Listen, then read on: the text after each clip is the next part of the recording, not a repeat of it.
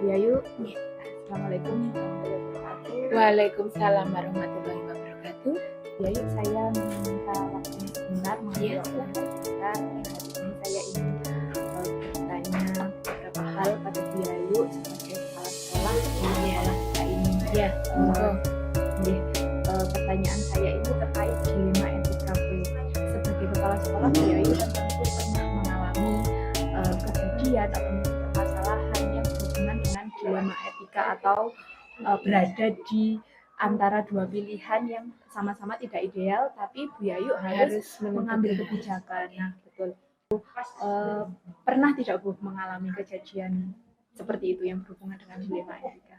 Ya, karena saya di sini sebagai pimpinan, tentunya juga pernah sih untuk mengalami kegiatan yang harus menentukan pilihan yang tadi Jenengan sampaikan sebagai dilema etika selaku kepala sekolah terhadap proses kinerja di sekolah ini. Ya, kalau boleh tahu mungkin secara garis besar itu seperti apa Bu kasusnya atau mungkin permasalahannya itu? Untuk dilema etika terhadap siswa. Ya. Misalnya ketika anak-anak mengalami sebuah problema pembelajaran di sekolah. Ya. Tentunya ketika anak-anak mengikuti proses pembelajaran di sekolah itu, anak-anak kan harus memang digiring digiring dengan proses pembelajaran yang menyenangkan. Ya. Tapi namanya siswa, itu apalagi di kelas 2, kelas 8, mohon maaf. Itu merupakan kelas yang perlu perhatian khusus, kelas masa pancaroba, peralihan dari anak-anak ke remaja. Sehingga untuk menggiring, mengolah emosi anak-anak di dalam proses pembelajaran itu perlu penanganan khusus. Nah, terjadi sebuah dilema pada saat itu di sekolah. Bapak Ibu guru itu sudah mempersiapkan proses pembelajaran yang menyenangkan, yang baik dengan persiapan yang sudah matang. Tapi ketika di kelas itu terjadi sebuah peristiwa yang memerlukan perhatian khusus pada siswa. Nah, setelah itu proses pembelajaran berlangsung, Bapak Ibu guru sudah melayani dengan sebaik-baiknya, tapi ternyata untuk pengolahan emosi anak itu tidak bisa ditangani oleh Bapak Ibu guru. Akhirnya Bapak Ibu guru membawa siswa tersebut ke saya kan waktu itu, sehingga saya harus memikirkan apa yang harus kita lakukan. Cukup dilematis ya Bu bagi Bu Yayu. Bagi saya cukup dilematis karena guru sudah memberikan pelayanan yang terbaik, sementara siswa tidak bisa mengikuti, tidak bisa melalui hal-hal tahap-tahap yang sudah dilakukan guru dengan sebaik-baiknya. Kemudian berarti kan ini tadi sudah dibawa ke Bu Yayu. Nah, sebagai kepala sekolah, bagaimana Bu Yayu menjalankan pengambilan keputusan atau kebijakan terkait kasus tersebut? Nah, terima kasih. Saya mengawali dilema tersebut dari proses mencari latar belakang dulu. Kenapa siswa seperti itu? Jadi saya identifikasi, padahal di sekolah guru sudah memberikan pelayanan yang terbaik. Nah, ketika siswa tersebut akan kita keluarkan, itu bertentangan dengan program pemerintah wajib belajar 9 tahun ya kan? Maka kita harus mengidentifikasi. Yang saya lakukan, saya identifikasi dulu kenapa siswa tersebut sampai bertingkah laku seperti itu. Akhirnya saya identifikasi dari pihak keluarga. Saya berkolaborasi dengan guru kelas, wali kelas khususnya, dan guru BK untuk mencari identifikasi apa yang terjadi dari keluarga tersebut. Mencari latar belakang. Latar belakangnya itu apa, bagaimana peristiwa itu terjadi, kan tidak secara tiba-tiba, itu kan proses. Sehingga terbentuk karakter siswa seperti itu. Setelah kita identifikasi, kemudian kita pilah-pilah dampaknya. Seandainya anak ini dikeluarkan, dampaknya bertentangan dengan program pemerintah. Ketika anak itu dibiarkan, dia tidak punya etika yang baik, padahal sudah melakukan pendekatan-pendekatan, guru kita sudah libat di sana Iya. gitu. Nah, dari situ kita kan membuat semacam skala gitu ya. Skala dampak positif negatifnya apa yang harus saya lakukan ketika menghadapi dilema ini. Akhirnya saya cari dampaknya yang paling sedikit yang mana. Iya. Kemudian saya harus berpegang pada program peraturan yang ada. Iya. Karena di sekolah itu ada peraturan sekolah, ada dokumen sekolah. Kita juga berada di naungan pemerintah yang harus mengentaskan wajib belajar 9 tahun. Akhirnya saya pilih alternatif tetap anak itu kita layani dengan baik di sekolah berdasarkan peraturan yang ada. Kemudian sambil berjalan secara pelan-pelan kita dalami anak tersebut. Pendekatan khusus Ya, gitu. pendekatan khusus.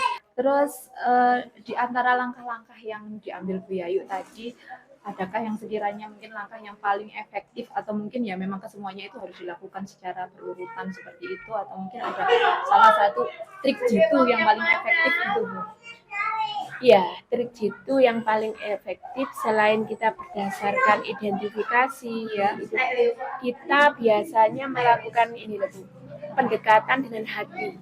Ya, pendekatan dengan hati berdasarkan realita yang ada, kita menentukan, kemudian dampak positif negatif sudah kita pikirkan dengan konsekuensi yang tinggi, akhirnya kita tentukan pilihan yang terbaik dengan mengurangi dampak negatif yang ada.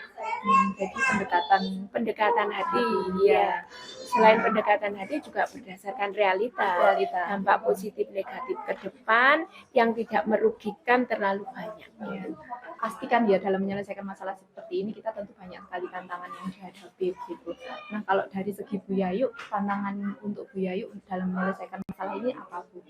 Tantangannya kita harus punya dan berani menghadapi konsekuensi dari keputusan yang sudah kita lakukan. Sebagai pimpinan ya, bertanggung jawab. Iya, harus bertanggung jawab dan itu konsekuensinya nanti mesti berdampak dan kita harus menerima konsekuensi dari tantangan tersebut.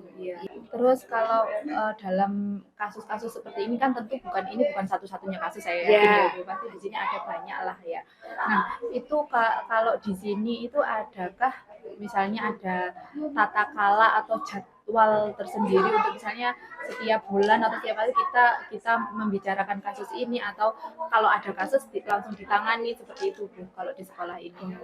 Kebetulan di sini ada beberapa program yang Bu Yayu sampaikan. Yang pertama itu setiap selesai upacara hari Senin kita selalu mengadakan briefing.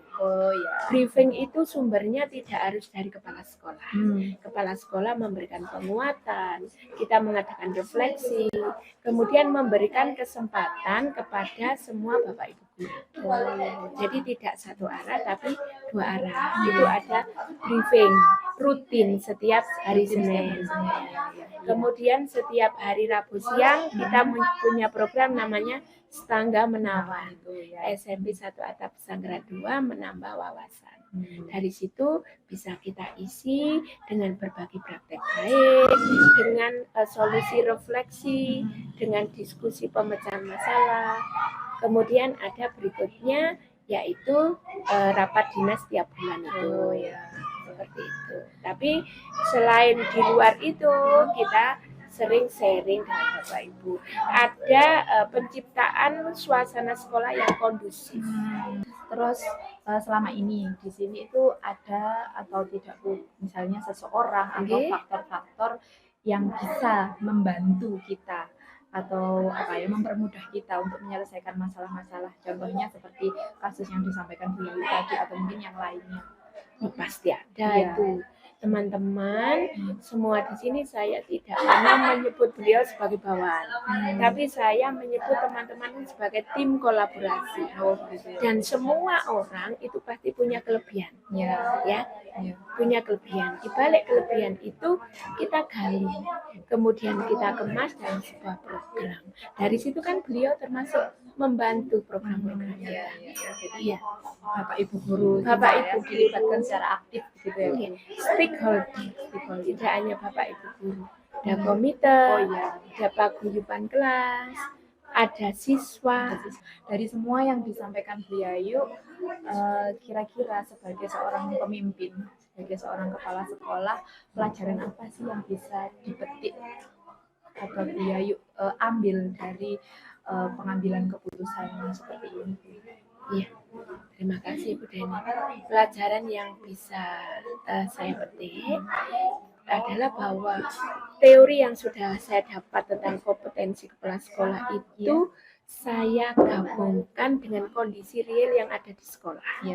Dan kita tidak boleh saklek dalam penentuan, tapi kita mempertimbangkan tahap-tahap itu. Kemudian kita kemas, kita jadikan sebuah keputusan yang tidak merugikan salah satu pihak, tapi merupakan solusi pemberian jalan keluar. Jadi kita gabung antara teori dan praktek, kemudian kita jadikan pemilihan sebuah keputusan. Tentunya juga dengan pendekatan hati itu penting. Ya, menarik sekali. Ya. Dalam hal ini pendekatan hati itu bukan pendekatan hati secara pribadi, mengolah emosional, mengolah rasa kepemilikan teman-teman di sini tuh serasa tidak tertekan. Nah, pemilihan itu kalau dilema pemilihan itu disampaikan dengan baik, komunikasi yang baik, tidak menimbulkan salah paham kan bisa. Waduh, terima kasih banyak Bu Yayu atas sharingnya. Hari ini saya mendapat banyak hal sekali dari Bu Yayu. Semoga ini nanti bisa menambah masukan dan memberikan manfaat, terutama bagi kemajuan sekolah kita. Terima kasih, saya juga terima kasih Bu Deni atas semua ini, semata-mata kan untuk perkembangan pendidikan, terutama di sekolah. Terima kasih banyak, sukses selalu untuk Deni. Terima kasih. Assalamualaikum warahmatullahi wabarakatuh. Waalaikumsalam warahmatullahi wabarakatuh. Mohon maaf saya hari ini mengganggu waktunya jenengan. Sebentar, saya ingin bertanya-tanya. Pak Tain kan kepala sekolah, Pak tentu itu pernah mengalami kejadian atau menangani suatu permasalahan baik di sekolah, baik itu dari gurunya atau mungkin siswanya gitu Pak. Ini terkait dengan dilema etika. Jadi mungkin Pak Tain sambil Berso sudah tahu kalau dilema etika itu sebenarnya permasalahan yang benar dan benar. Tapi Pak? Tapi kita itu bagaimana cara menyelesaikannya yang berdasarkan nilai-nilai kebaikan gitu. Nah, itu di sini pernah ada Pak, atau Pak Tain sudah pernah mengalami atau belum? Untuk di sini pernah mengalami juga, yaitu untuk anak-anak. Kemarin waktu saya masuk ke sini kan baru saya masuk aktif setelah COVID beberapa tahun di sekolah itu ternyata banyak perubahan, terutama etika anak-anak ke gurunya. Dulu kesopanan dan lain sebagainya itu sudah berjalan dengan baik. Kemudian setelah 2 tahun tidak ke sekolah itu anak-anak sangat banyak pengaruhnya, terutama perilakunya. Mungkin di rumah juga banyak pengaruhnya dari lingkungan, dari pergaulan di luar rumah dan sebagainya. Jadi banyak perubahan. Itu pada awal-awalnya kami betul-betul memulai lagi dari awal untuk anak-anak etikanya itu tadi. Jadi kami bersama dengan Bapak Ibu guru untuk selalu menanamkan etika itu. Karena mau nggak mau itu cerminan kita sendiri. Kalau kita baik, insya Allah anak-anak juga baik. Jadi anak-anak kita tunjukkan dan kita selalu kita ingatkan di kelas maupun di acara dan sebagainya untuk selalu menjaga etika. Karena dengan etika yang bagus, dengan akhlak yang bagus, insya Allah nanti pelajarannya akan mudah diterima. Belum tentu orang pintar itu etikanya bagus. Jadi kalau misalkan meskipun tidak pintar, tapi kalau etikanya bagus, akhlaknya bagus, sopannya bagus, insya Allah gurunya juga senang. Adab di atas ilmu gitu. Ya, betul. Ya. Terus kalau untuk etika itu tadi setelah COVID, berarti langkah-langkah yang diambil apa saja? Yang pertama yang mengembalikan suasana sekolah ramah anak itu, kemudian kolaborasi Bapak Ibu guru untuk selalu mengingatkan anak-anak. Selain di pelajaran agama sudah ada, tapi setiap guru harus selalu mengingatkan dan memberikan contoh yang real kepada anak-anak. Misalkan waktu apa itu waktu masuk itu untuk menjemput anak-anak itu salim, dan kemudian setelah upacara, setelah senam itu juga harus selalu pada gurunya itu sekarang sudah mulai tampak meskipun nggak disuruh, sekarang sudah terbiasa anak-anak untuk kebiasaan perilaku baik seperti itu. Kemudian yang ketiga, tidak lain kami juga mensupport kepada orang tua waktu ada rapat pengiriman rapot itu untuk selalu mengingatkan anaknya di rumah. Di sekolah sudah diajari dengan baik, tolong di rumah dijaga dan dilestarikan. Jangan sampai nanti di sekolah diajari yang baik, nanti di rumah tidak diperhatikan oleh orang tuanya, dibiarkan. Bahkan orang tuanya sendiri kadang begitu. Dan mohon lebih perhatian. Nanti kalau sudah di rumah, waktunya kan banyak di rumah. Jadi orang tua harus sangat bertanggung jawab. Terutama sholat 5 waktu itu untuk selalu dan selalu anak saya pesankan pada wali murid untuk selalu mengingatkan pada anak. Dan tidak hanya mengingatkan, tapi juga orang tua memberikan contoh. Itu yang berat. Ya, karena tidak semua orang tua itu ada yang sholat, ada yang tidak. Terus itu dari langkah-langkah itu sekiranya yang paling efektif itu ada atau tidak Pak? Atau memang ya semuanya itu memang harus dijalankan gitu? Saya itu semuanya harus dijalankan. Kolaborasi orang tua dengan murid, orang tua dan guru juga di sekolah. Nggak bisa kita jaga anak sekolah kemudian di rumah atau di rumah kita nggak kan kewajiban kita ya untuk merubah mereka menjadi lebih baik. Jadi langkah-langkah itu memang harus dijalankan semua. Kemudian sejauh ini ada tantangan terkait permasalahan itu untuk menyelesaikan masalah itu atau tidak? Kalau tantangan pasti ada. Tantangan itu pasti ada. Selain etika juga mungkin ada orang tua yang berkenut dan sebagainya. Itu sangat berpengaruh sekali terhadap etika anak-anak. Ya. Kemudian itu dari pembelajarannya kadang dia itu malas, nggak semangat, kemudian persiapan mau ke sekolah itu akan nggak terurus dan sebagainya. Yang ngurus itu neneknya, yang kurang paham tentang pendidikan dan lain sebagainya. Jadi kadang itu anaknya sering terlambat, kemudian perhatian terhadap belajarnya di rumah anaknya itu juga kurang. Jadi anak-anak belajar semaunya sendiri. Jadi di sekolah kadang nggak siap, kadang itu ya memang kami panggil Bu yang bermasalah seperti itu. Tapi kita juga menyadari background keluarga mereka seperti itu harus kita sadari. Bahkan sampai sekarang pun ada anak kelas 2 itu setelah berkenut kemudian dia ikut ibunya dan rumahnya jauh di Rorobosan. Jadi sangat berpengaruh. Padahal awal-awalnya di sini dulu masih di sini anaknya pinter baik. Sekarang kayaknya kasihan. Tapi sekarang sudah pindah sekolah.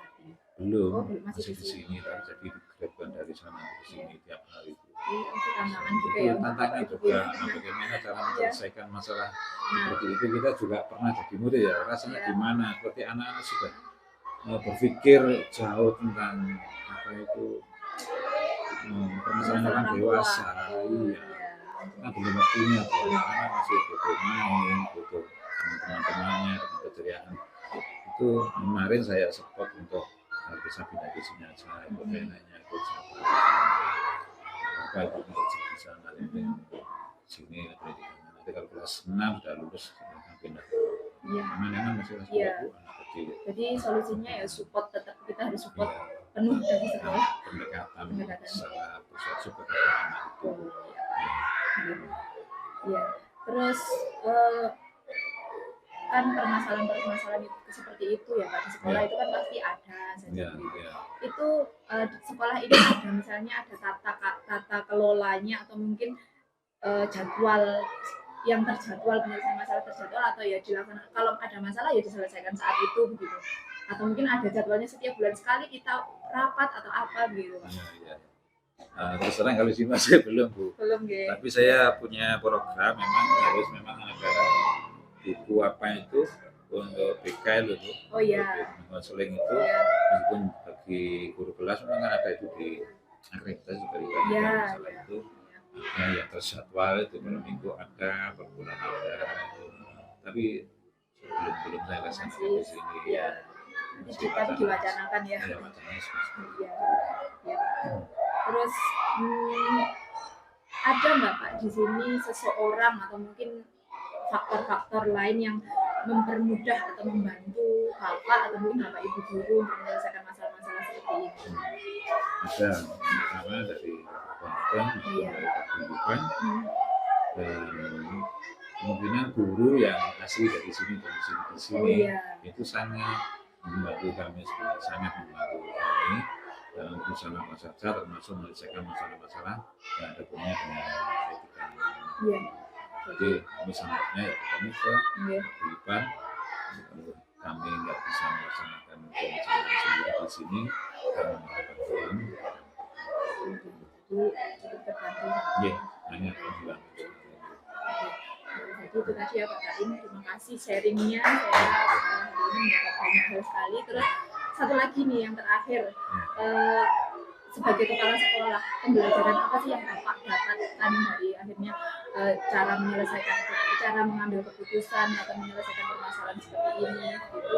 Pembelajaran apa yang Pak Karim dapatkan? Banyak pembelajaran yang dapat kami ambil dari kasus, dari permasalahan yang terjadi. Yang pertama, saya sebagai kepala sekolah harus bisa menciptakan sekolah yang ramah anak, yang berbudaya santun, dan kepada guru-guru untuk selalu mengingatkan dan memberikan contoh kepada anak-anak pada perbuatan yang baik. Termasuk cara berbicara saja kepada anak, jangan sampai memakai bahasa yang tidak baik. Bahasa Jawa yang baik, Indonesia bahasa yang baik. Jangan sampai apa itu pakai bahasa Jawa yang nanti pasti dicontoh ya. Kalau mereka bahasanya bagus, insya Allah anak-anak di bawahnya juga bahasanya yang bagus. Itu.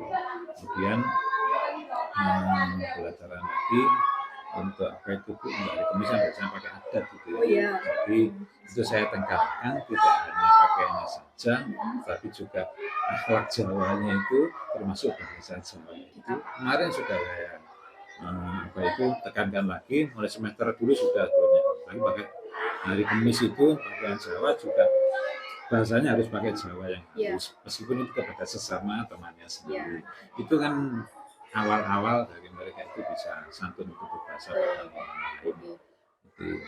Kemudian pada Bapak Ibu guru, meskipun di luar atau di dalam kelas tetap memberikan protokol yang baik. Tidak lupa kami sebagai seorang yang beragama selalu mendoakan anak-anak menjadi anak yang soleh dan soleh. Terus Allah setiap waktu, setiap sholat kami selalu mendoakan. Mungkin itu saja Bu. Iya. Oke, terima kasih banyak Pak Karim.